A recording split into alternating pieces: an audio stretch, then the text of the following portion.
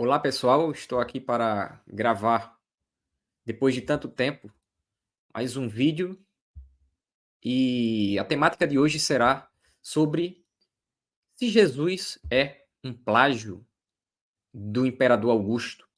É, pois é, isso aí é uma teoria que vem ganhando certa notoriedade entre alguns estudiosos aí, né, do, do cristianismo primitivo, por assim dizer, e eu achei por bem fazer um vídeo resposta a esta teoria, a esta hipótese levantada por alguns estudiosos aí do cristianismo, notando sempre que é uma minoria, tá?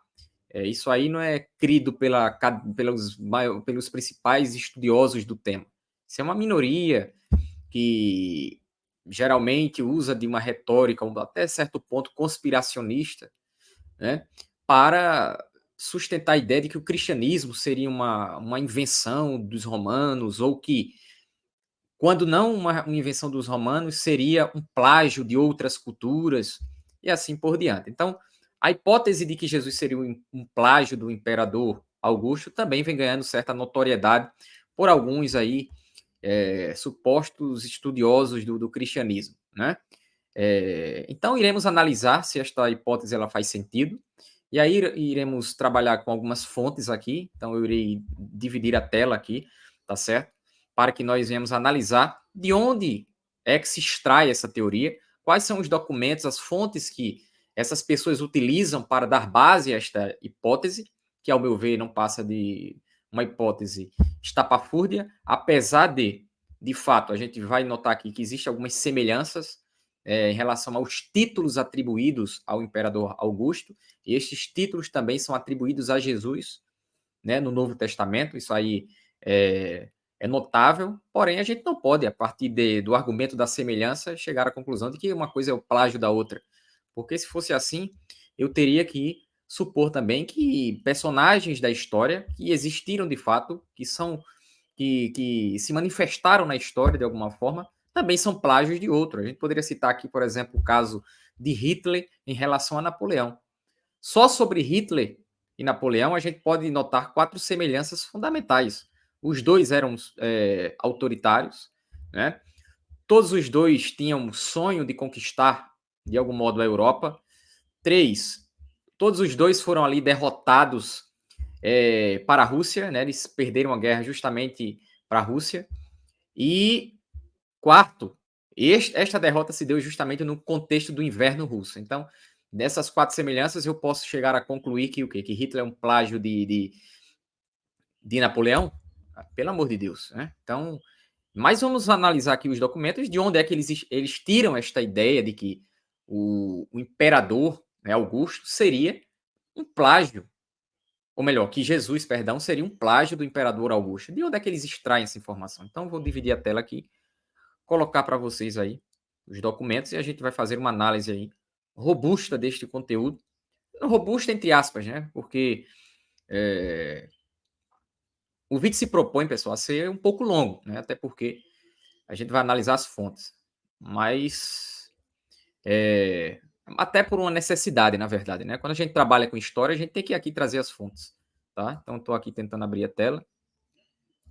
Eu vou mostrar para vocês aqui as fontes, as documentações, e de onde é que se extrai a base para esta hipótese, tá? Eu creio que já está aí na tela, tá? Me perdoe qualquer coisa, eu não tenho costume, o hábito de falar, de gravar vídeos, eu acho muito estranho, isso aqui é a verdade, tá? Eu sou professor, tenho costume de falar e tudo mais, mas eu acho muito mais simples falar diante do público do que diante de uma câmera, por incrível que pareça. Mas é mais por uma questão de costume também. Mas vamos lá, como vocês podem estar vendo aí na tela, o Evangelho da Inscrição de Priene. Isso aqui é um achado, tá certo? Uma inscrição que mostra, que relata, que traz para a gente informações sobre o nascimento de Augusto, do imperador Augusto. E neste relato, tá certo? Que está escrito em grego, mas que está aqui traduzido também para a gente em português, e que a gente vai ler agora para vocês, tá certo? Já está aí na tela. Este importante achado, este importante documento, é o documento utilizado por estes céticos para dar base à ideia de que o cristianismo teria criado um Jesus com base no imperador Augusto. Então vamos lá ler o documento, tá certo? Para entendermos bem isto aqui. Bom, o documento diz o seguinte, a fonte diz o seguinte: pareceu bem aos gregos da Ásia, na opinião do sumo sacerdote Apolônio de Menófilo a Zanito, visto que a providência, a qual ordenou todas as coisas, está profundamente interessada em nossa vida, colocou na mais perfeita ordem ao nos conceder Augusto, a quem ela encheu com virtude, de forma que ele possa beneficiar a toda a humanidade, enviando-o como Salvador. Então, a fonte aqui está dizendo que Augusto, ele nasceu, tá certo? A partir de uma providência divina, tá certo? E que ele que nos foi concedido, dado à humanidade como o Salvador desta humanidade. E mais, que este Salvador, que ele se manifesta, de algum modo, tanto para nós quanto para os nossos descendentes. Ou seja, aqui está sendo dito que Augusto, ele é o Salvador, que ele foi concedido pela providência, certo? Note, a gente já vê algumas semelhanças, obviamente, com os relatos envolvendo a pessoa de Jesus aqui. Mas vamos continuar, tá certo? De forma que ele conseguisse acabar com a guerra e organizar todas as coisas. E visto que ele, César, né, César Augusto, pela sua aparição, excedeu mesmo as nossas esperanças, ultrapassando todos os benfeitores prévios. Ou seja, ele está sendo incluso aqui entre os benfeitores, né? E acima dos outros benfeitores, de algum modo. E nem mesmo deixando a posteridade qualquer esperança de ultrapassar o que ele fez. E visto que o dia do nascimento do Deus Augusto, ou seja, ele é posto aqui como um Deus, né? Foi o princípio do evangelho, das boas novas, para o mundo que veio a ser por causa dele, que a Ásia resolveu em Esmirna. Note uma coisa aqui. Alguns títulos são atribuídos a Augusto, o que notamos claramente aqui neste texto. Primeiro, ele é visto como Salvador, ele é visto como um benfeitor, ele é visto como Deus, e que o nascimento dele seria o início das boas novas, que no grego é, né? Que aqui seria o evangelho, né? No caso aí, tá certo? Então, note uma coisa aqui. A gente se depara com um documento como esse e diz, olha, pronto, isso aqui o cristianismo plagiou. O Jesus é um plágio desse documento, até porque este documento é anterior ao surgimento do cristianismo. Esse documento aqui que eu estou lendo para vocês é datado do ano 9 antes de Cristo. Então a gente já é levado à conclusão de que há um plágio aqui, não é?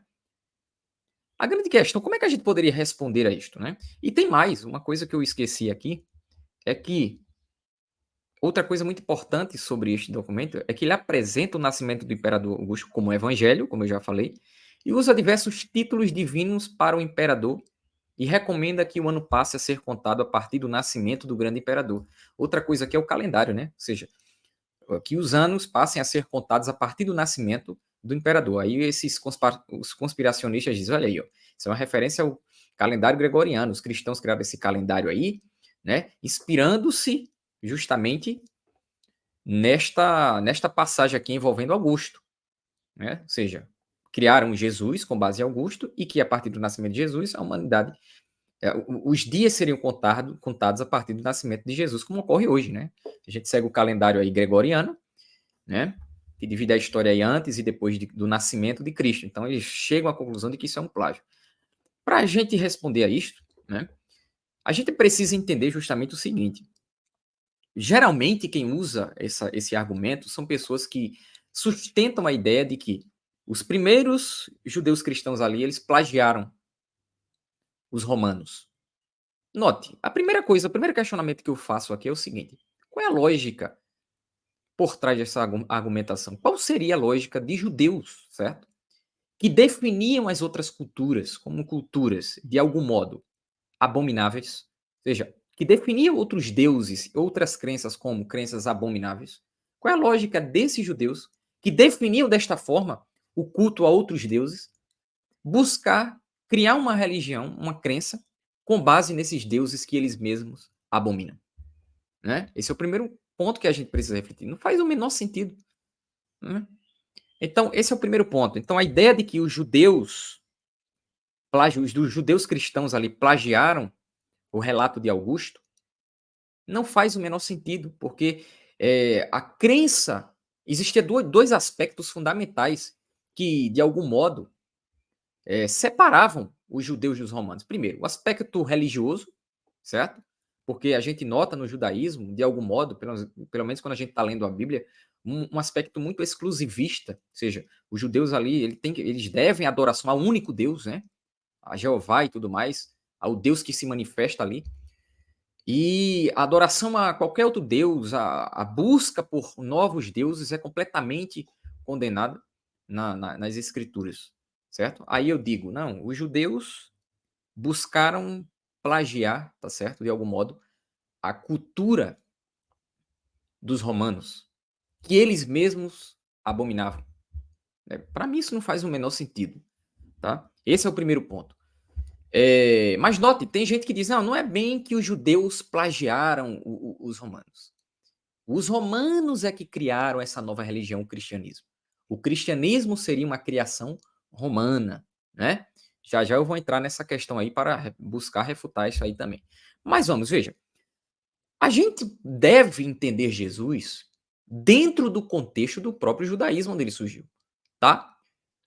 É verdade que essa descrição que vocês estão vendo aí na tela, tá? Ela nos mostra, de algum modo, tá certo? Alguns títulos atribuídos ao imperador que você pode encontrar com Jesus. Mas note que esses mesmos títulos já podem ser encontrados na escritura hebraica, né, no Antigo Testamento, muito antes deste documento aqui sobre Augusto. Este documento que eu citei aqui de Augusto para vocês é do ano 9 antes de Cristo. Mas esses títulos que se atribuem a Augusto, tá certo? Podem ser vistos muito antes na escritura do Antigo Testamento. Por exemplo, se você ler, por exemplo, Isaías, o profeta Isaías, o livro de Isaías provavelmente foi escrito ali no ano 752, se eu não estiver enganado, antes de Cristo. Ele já traz ali algumas falas sobre o Messias e já traz, de algum modo, né, esses títulos, muito antes deste relato de Augusto. Então não faz sentido dizer que os cristãos usaram desses títulos atribuídos a Augusto para criar o seu personagem Jesus, quando já existia documentos antes de Augusto, né? Dentro do próprio contexto judaico, contexto onde Jesus veio, onde Jesus nasceu, tá? Então veja, quando a gente lê, por exemplo, eu vou colocar aqui na tela, Mateus, capítulo 3, versículo 3, tá certo? É dito o seguinte: este é aquele que foi anunciado pelo profeta Isaías. Voz do que clama no deserto, prepare um caminho para o Senhor, façam veredas retas para ele. Note que os apóstolos, certo? Os evangelistas, quando eles vão falar sobre Jesus e buscar justificar a messianidade de Cristo, eles sempre apelam para o Antigo Testamento, certo? Por exemplo, eles falam sobre boas novas. Essas boas novas já eram anunciadas no Antigo Testamento, muito antes de qualquer escrito envolvendo o imperador Augusto. Veja, por exemplo, quando a gente lê Atos, certo? Paulo ele fala o seguinte, olha, nós, aqui ó, Atos, deixa eu ver aqui o capítulo, né? Atos capítulo 13, certo? E o versículo, deixa eu ver aqui, 32, vamos ler do 32. Nós lhes anunciamos as boas novas, o que Deus prometeu a nossos antepassados. Note que boas novas aqui, que é evangelho, que é lá, que a gente viu já lá na descrição de Priene, que fala do nascimento de Augusto. Note que boas novas, ou seja, evangelho, já era falado, já era citado muito antes de Augusto, nos próprios escritos judaicos. A ideia de boas novas, a ideia de evangelho, já era falada, né, já era anunciada no Antigo Testamento, tá certo? E Paulo faz referência a isso, olha, nós lhes anunciamos as boas novas, o que Deus prometeu aos nossos antepassados. E no 32 ele diz: ele cumpriu para nós, seus filhos, ressuscitando Jesus, como está escrito em Salmos 2. Tu és meu filho, eu hoje te gerei. Certo? Note que a expressão boas novas, meus amigos, já é utilizada no Antigo Testamento. Isaías aqui, ó, eu vou colocar aqui na tela agora para vocês. Isaías 40, versículo 9 fala sobre isso. Você que traz boas novas a Sião, suba no alto monte. Você que traz boas novas a Jerusalém, erga sua voz com fortes gritos. Erga, não tenha medo, diga às cidades, aqui está o seu Deus. Certo? Isaías aqui, o chamado profeta messiânico, que fala, anuncia as boas novas, que fala sobre Jesus, que fala sobre um Salvador, né? Então, todos os títulos que se atribui a Augusto já existia, já era atribuído ao Messias dentro do contexto judaico. Então, o Cristo pregado e anunciado pelos cristãos nos primeiros séculos deve ser entendido à luz do contexto judaico, do contexto do Antigo Testamento. Então, não faz sentido dizer que foi um plágio de Augusto, quando esses termos, esses títulos já existiam muito antes de Augusto, muito antes. Estou falando aqui de Isaías, escrito em 700 antes de Cristo. O documento aqui de Augusto, do nascimento de Augusto, ou do Evangelho de Augusto, ele foi escrito no ano 9 antes de Cristo, tá bom? Outro texto bíblico que fala sobre as boas novas, Isaías 41, 27. Desde o princípio eu disse a Sião, veja estas coisas acontecendo. A Jerusalém eu darei um mensageiro de boas novas. Ora, muito provavelmente aqui uma referência ao Messias, né? Isaías 52 e 7. Como são belos nos montes os pés daqueles que anunciam as boas novas. Inclusive tem esse texto em Atos, né? Não tem como mostrar agora porque a gente vai perder tempo, tá entendendo? Mas se eu não estiver enganado, tem um paralelo deste texto aqui em Atos, no Novo Testamento. Se não for em Atos, é algum lugar do Novo Testamento. Como são belos nos montes os pés daqueles que anunciam as boas novas, que proclamam a paz. Então, que proclamam a salvação. Olha aqui, ó. Salvação, termos como Salvador, né? Boas novas, que é evangelho, e assim por diante, são termos que já existiam no Antigo Testamento. E os escritores cristãos dos primeiros séculos fazem uso de todas essas expressões no Antigo Testamento. Tá bom? Então a gente já poderia terminar aqui esse vídeo, né? Mas vamos aqui continuar. Tá bom? Então, resumindo, eu acho que tem outro texto aqui de Isaías 9, né? Sim, tem sim, aqui. Isaías, capítulo 9, o versículo 6, né? Esse texto é muito conhecido, que diz o seguinte: porque um menino nos nasceu, um filho nos foi dado, e o governo está sobre os seus ombros. Tá? E ele será chamado Maravilhoso, Conselheiro, Deus Poderoso, Pai da Eternidade, ou Pai Eterno e Príncipe da Paz. Ou seja, está falando de alguém que vai nascer e que seria Deus Todo-Poderoso. Maravilhoso, Conselheiro, obviamente uma referência ao Messias, né? Ao Cristo, ao Deus que se manifestaria em carne a posteriori. Então, veja, tudo isso aqui já estava sendo descrito no Antigo Testamento. Então, se alguém plagiou tudo isso, foi o próprio Augusto. Ou seja, aquelas pessoas que relataram o nascimento de Augusto, né? E não o contrário. Então, é preciso a gente entender isso aqui. Você pode ver aí na sua casa, tá certo? Conferir estes versículos e tudo mais, com a sua própria Bíblia, e notar que o que eu estou querendo dizer aqui é o seguinte: Jesus deve ser entendido a partir da perspectiva judaica, certo? E não a partir de uma outra perspectiva. E a ideia de que os judeus plagiaram, os judeus cristãos dos primeiros séculos plagiaram a cultura romana, não faz o menor sentido, levando em conta que os romanos, os judeus, tinham dois problemas com os romanos. Primeiro, um problema de ordem política, porque nos primeiros séculos ali eles estavam subjugados pelos romanos. E o segundo problema é de ordem religiosa. Né? Os judeus, eles eram, em termos de adoração ao seu Deus, completamente exclusivistas. Tá certo? E não faz sentido eles dizer que eles buscaram se inspirar em uma cultura que eles mesmos abominavam ou que eles mesmos definiam como cultura ou crenças idólatras, por assim dizer. Tá? Então, levando em conta todas essas referências que eu citei, levando em conta que Isaías, que o texto do Antigo Testamento é mais antigo que o de Augusto, e que já fala, já atribui a Cristo, né? Ou a um Messias futuro, esses títulos antes mesmo que Augusto, então a tese de que o cristianismo é uma invenção de Augusto, um plágio de Augusto, não faz o menor sentido, não faz o menor cabimento, tá bom? Agora note que esta ideia de que o cristianismo é plágio de outras culturas já era visível, tá certo? No século II. Isso não é recente, não.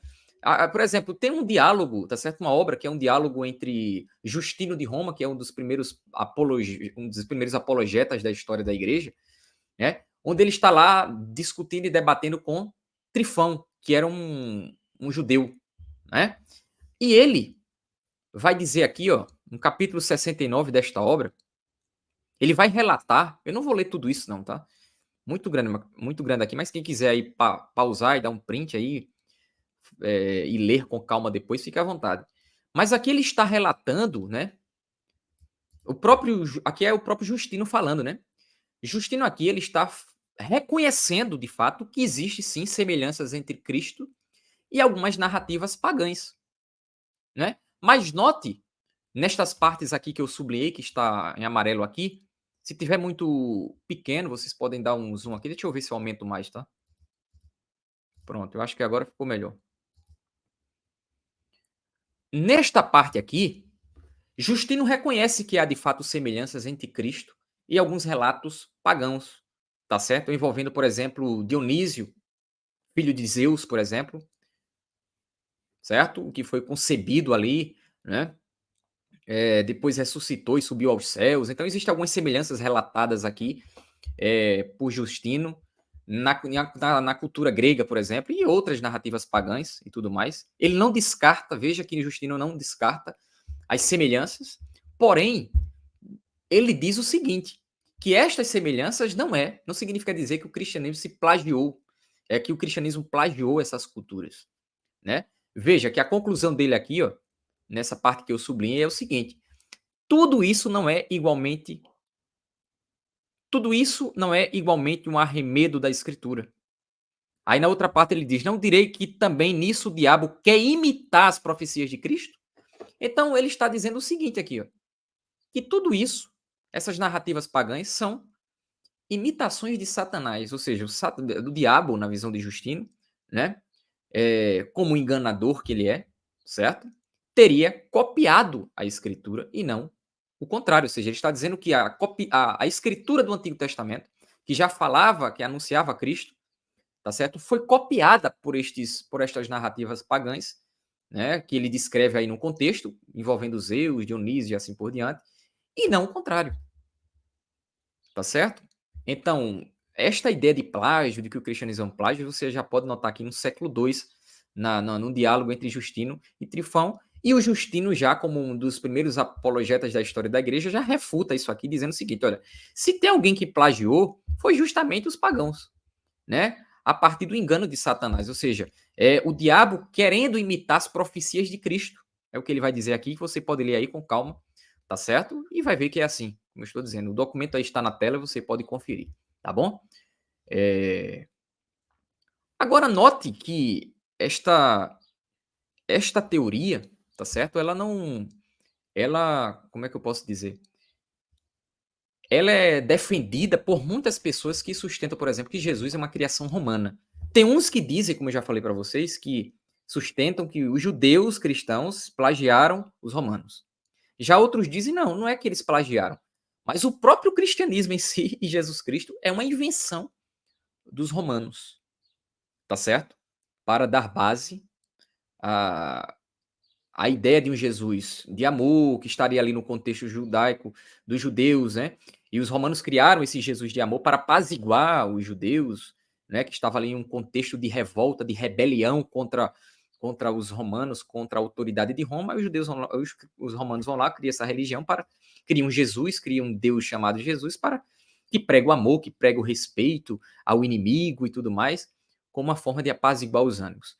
Eu não vou me aprofundar muito sobre esta questão do Jesus romano neste vídeo, porque o foco é apenas refutar a tese de que Jesus seria um plágio do imperador Augusto, mas eu prometo que em uma outra oportunidade irei mostrar as incoerências da teoria do Jesus romano, tá bom?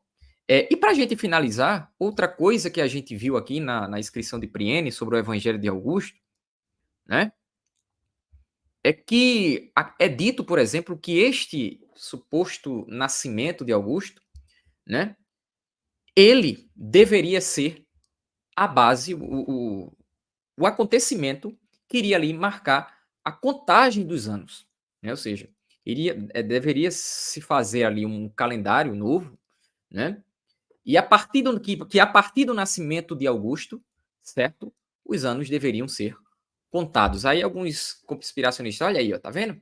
Isso aí foi o que inspirou os cristãos a fazerem um calendário, séculos depois, anos depois e tudo mais". Note que o calendário do gregoriano, ele só foi, tá certo? Eu vou mostrar aqui na tela para vocês podem colocar aí no Google, que o calendário gregoriano, por exemplo, carrega o nome do Papa, né, que foi criado aí por iniciativa do Papa Gregório, ele só foi colocado, ele foi definido, tá certo? E foi criado de fato em 1582, ou seja, eu estou falando aqui do século XVI, muito tempo depois. Ora, se eu digo que os romanos, que os cristãos, né, influenciados ali pela cultura romana, os primeiros cristãos, influenciados pela cultura romana, criaram esse calendário e tudo mais, por que a gente não viu esse calendário nos primeiros séculos? Não é assim?